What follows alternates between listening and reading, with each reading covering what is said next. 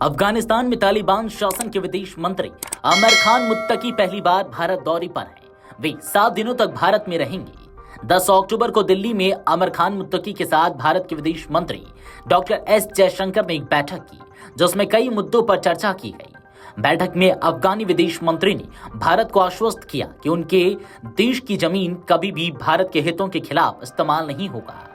बैठक के बाद हर तरफ चर्चा होने लगी कि दोनों देशों के संबंध पर क्या फैसला लिया गया है। क्या भारत ने तालिबान सरकार को अभी मान्यता नहीं दी है? दरअसल शुक्रवार को तालिबान के विदेश मंत्री आमिर खान मुत्तकी के साथ बैठक के दौरान विदेश मंत्री एस जयशंकर ने तकनीकी मिशन को पूर्णकालिक दूतावास में बदलने की घोषणा की। अगस्त 2021 में तालिबान के आने के बाद अफगानिस्तान की अस्थिर स्थिति को देख भारत ने दूतावास को बंद कर दिया था। हालांकि भारत ने तालिबान सरकार को अभी मान्यता नहीं दी है। यहां बैठक में अफगानिस्तान को 20 एम्बुलेंस देने समेत वहां की आम जनता को बेहतर स्वास्थ्य सेवा देने के लिए भारत ने कई मदद की घोषणा की है। एस जयशंकर ने मुत्तकी के साथ बैठक के दौरान कहा कि हमारे बीच घनिष्ठ सहयोग आपके राष्ट्रीय विकास के साथ साथ क्षेत्रीय स्थिरता और लचीलेपन में भी योगदान देता है। इसे और बढ़ाने के लिए मुझे आज काबुल में भारत के तकनीकी मिशन को भारतीय दूतावास के स्तर पर उन्नत करने की घोषणा करते हुए खुशी हो रही है।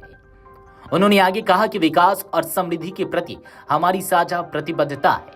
हालांकि दोनों देशों द्वारा सामना किए जा रहे सीमा पार आतंकवाद के साझा खतरे के कारण ये प्रतिबद्धताएं खतरे में हैं। हमें आतंकवाद के सभी रूपों और अभिव्यक्तियों से निपटने के लिए मिलकर प्रयास करने होंगे।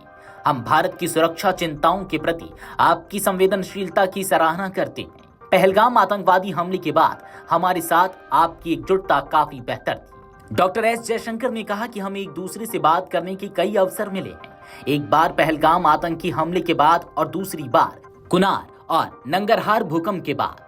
हमारे बीच व्यक्तिगत रूप से होने वाली मुलाकात का विशेष महत्व है, क्योंकि इससे हमें विचारों का आदान प्रदान करने, साझा हितों की पहचान करने और घनिष्ठ सहयोग बनाने का अवसर मिलता है। उन्होंने बताया कि पिछले महीने अफगानिस्तान में आपदा के कुछ ही घंटों के भीतर सबसे पहले भारतीय राहत सामग्री भूकंप स्थलों तक पहुंच गई थी।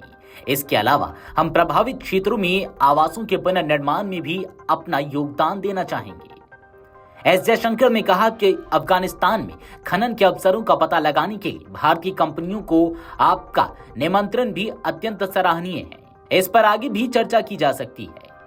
व्यापार और वाणिज्य को बढ़ावा देने में हमारी साझा रुचि है। मुझे काबुल और नई दिल्ली के बीच अतिरिक्त उड़ानें शुरू करने की जानकारी देकर खुशी हो रही है। तो वहीं इसी दौरान अफगानी विदेश मंत्री ने भारत को आश्वस्त किया कि उनके देश की जमीन कभी भी भारत के हितों के खिलाफ इस्तेमाल नहीं होगा। अफगानिस्तान ने भारतीय कंपनियों को अपने खनन क्षेत्र में निवेश के लिए आमंत्रित किया है, जबकि उन पर अमेरिका और चीन की नजरें भी हैं। भारत और अफगानिस्तान के विदेश मंत्रियों की इस बैठक में पाकिस्तान को कई तरह के संदेश दिए गए। पहले जयशंकर ने अपने भाषण में कहा, एक पड़ोसी और अफगान लोगों के शुभचिंतक के रूप में भारत को आपके विकास और प्रगति में गहरी रुचि है।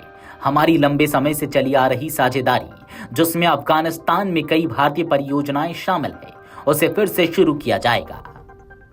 Video desk amarujala.com। अगर आप ये वीडियो YouTube पर देख रहे हैं तो हमारे चैनल को सब्सक्राइब कर बेल आइकन दबाएं और Facebook पर देख रहे हैं तो हमारे पेज को लाइक करें।